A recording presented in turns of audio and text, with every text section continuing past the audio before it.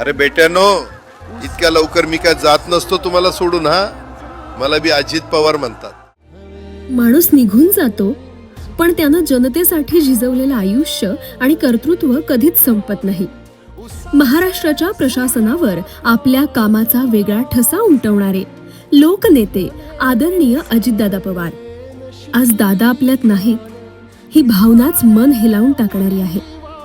आपल्या लाडक्या दादांच्या जयंतीनिमित्त त्यांच्या पवित्र स्मृतीस कोटी कोटी प्रणाम आणि विनम्र अभिवादन.